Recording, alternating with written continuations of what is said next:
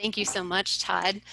As Todd mentioned, my name is Laura Kinsey. I'm a research speech-language pathologist at the Center for Aphasia Research and Treatment at the Shirley Ryan Ability Lab here in Chicago.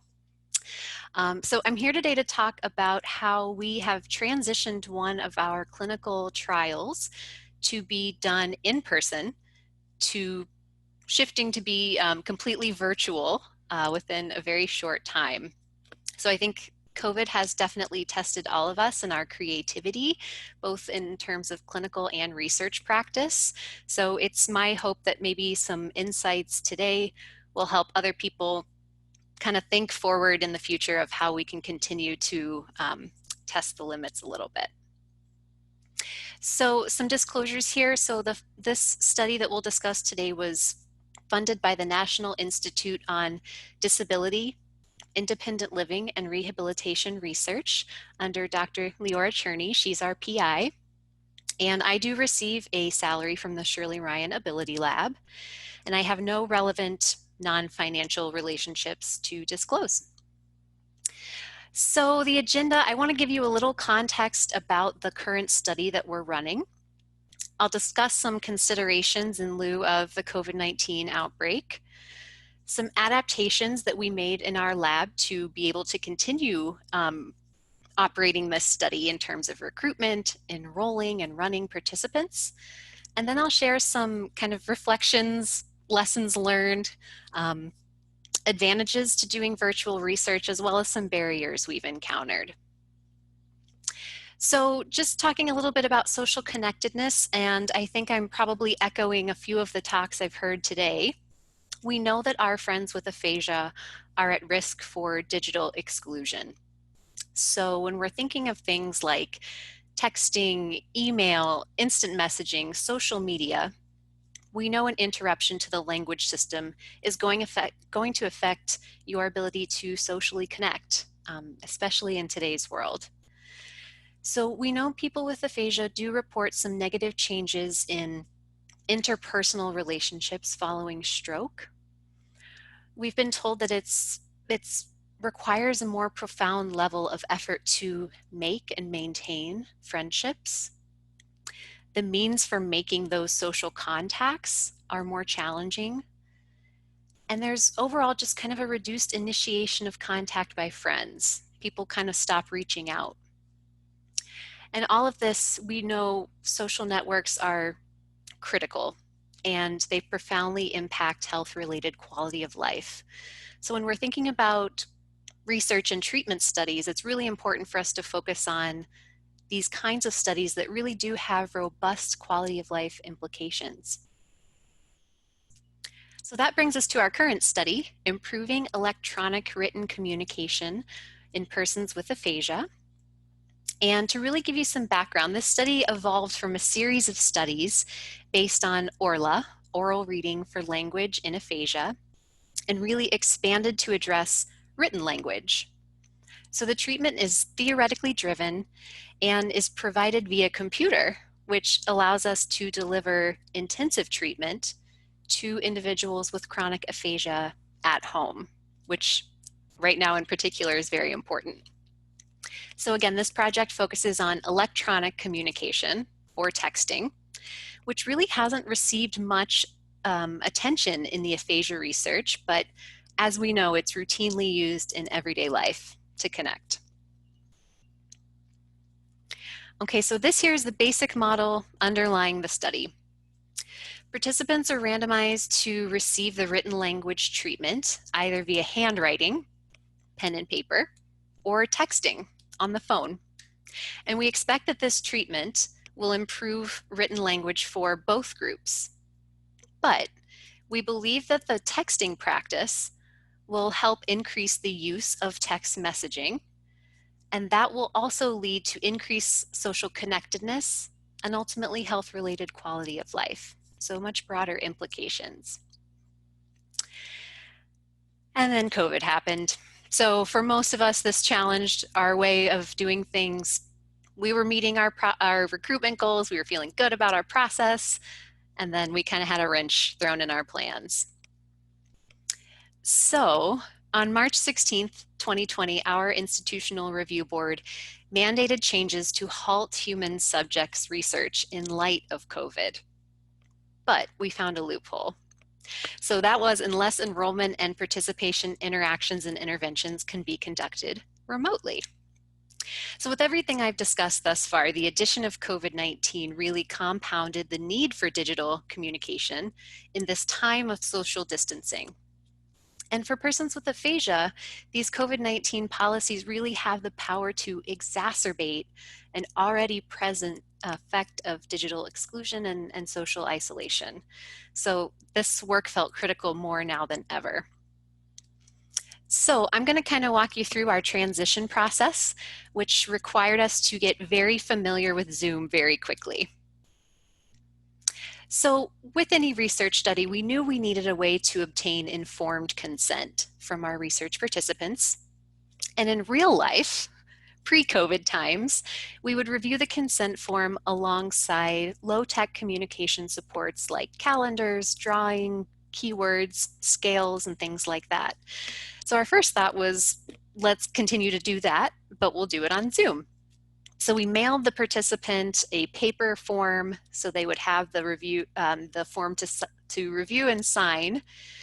And we looked at the consent form with them online and kind of reviewed each of the steps using supported communication.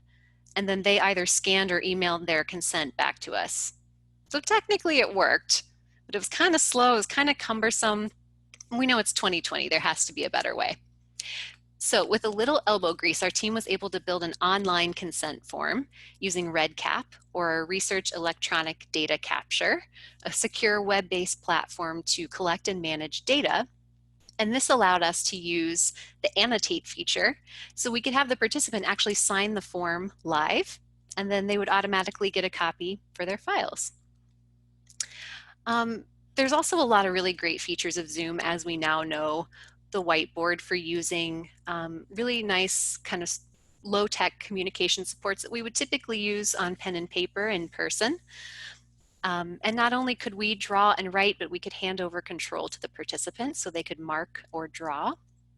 And the screen share function allowed us to digitize materials such as surveys, and then to not only mark but confirm the participant's response in real time. So written probes are a really crucial data point where every so often we probe the participant's writing ability.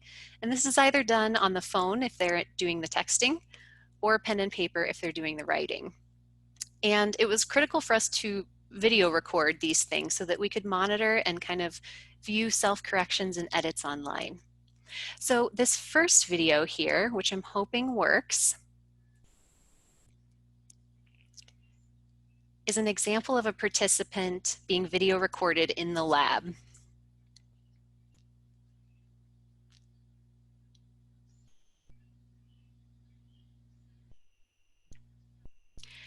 And so you'll see we're actually able to monitor what he's typing onto his phone. So this was great, it was working just fine, but now that we're transitioning to being remote, we needed other options. So on an iPhone, for example, you can use a screen recording function, which allows you to essentially see exactly what a person is doing on their phone.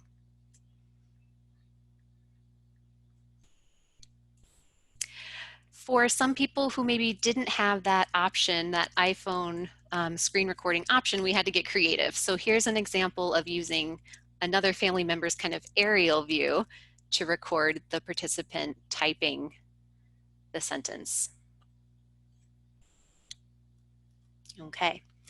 Another really important thing that we're measuring in this study is, again, the social connectedness piece. So with consent, we are tracking text messages that participants send over the course of a week before and after treatment. And this is not only to look at the number of texts sent and received, but also the content of the texts, as well as just kind of their social network in general. So again, I'm going to kind of skip through these quickly for time purposes, but in this first video, we were able to video record in the lab. And then here's using the screen record function where the participant themselves is actually scanning through their messages and finding the texts within the specific date range. Okay. So this training piece where we work with the participant and their family member to really learn the treatment protocol so that they can go home and then do the practice independently. And we're confident that they are following the protocol as designed.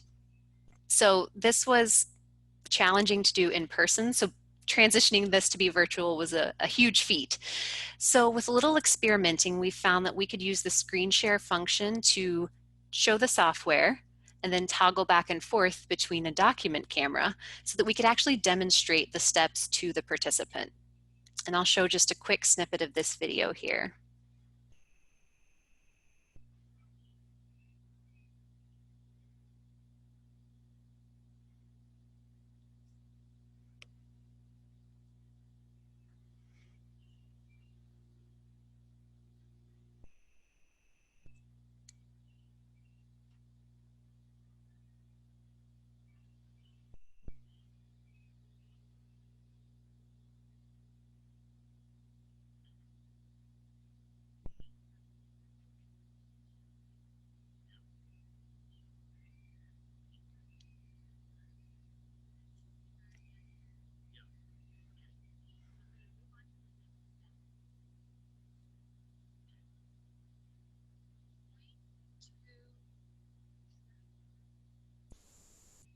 Okay, so that gives you kind of an idea of how we were able to demonstrate all of the steps of the protocol remotely. I think we took for granted a lot of things that we were doing in terms of setup before COVID. So we created a lot of video demonstrations on YouTube for participants and family members to be able to kind of follow along, download the software, do the text tracking and things. And so far we've gotten feedback that this has been incredibly helpful. So I just want to quickly here in the last couple minutes review some of the reflections. In terms of pros, we were significantly able to expand our recruitment base. So as of now, we've had participants from 7 states in the study. For a lot of people, this is a form of re-engaging with technology in a way that we're all kind of doing right now. We're learning new things, we're learning new technology. So that's been kind of a nice introduction. The access barriers with transportation or cost or time, this is all eliminated with the ability to do the study virtually. I guess one silver lining of a pandemic is that there are more people at home. So we've got more hands on deck to participate and help the person with aphasia to be able to do the treatment. And the study has always had cloud-based monitoring, but now in particular, that became a really crucial aspect for us to be able to monitor compliance and to adjust settings as needed from a distance. And finally, you know, with anything, we ran into a few barriers. Everyone's level of comfort with technology or different forms of technology has kind of tested our creativity a little bit. The inability to do some of these things in the same physical space or to troubleshoot together has required a little bit, again, more time and creative problem solving. But generally, I think we've been able to do pretty well with that. Confidentiality, as with any telehealth visit, there's just less direct control over the environment. In terms of this study being so robust from a technology standpoint with phone, text, email, we just had to make sure we were adhering to our data privacy practices covered by our IRB. Depending on geographic location, for some of our rural participants, stable internet connection became an issue. Or if we've got the entire family at home online doing e-learning and working, bandwidth was an issue. And just in general, it's just kind of a new way of doing things. So thinking 5 steps ahead of where we needed to be before in terms of time zones, shipping equipment, and schedules of various family members and participants just kind of, again, required us to put a little more conscious and intentional thought than we ever needed to do before. Wonderful. Okay, so here's my email. I know I probably didn't leave too much time for questions, but feel free to add them to the chat or email me here. I'm happy to answer them.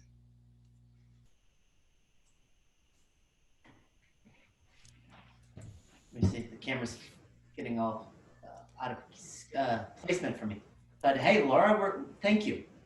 Thank you, thank you, thank you. We do have time for one. If we Okay. distill, what's your big nugget? What's that one thing that, come heck or high water, you want everybody to remember from the last 15 minutes of being together? I would say that we can do a lot more than we think we can. And if we're forced out of necessity to find a way, we will do it. It just takes a little creativity.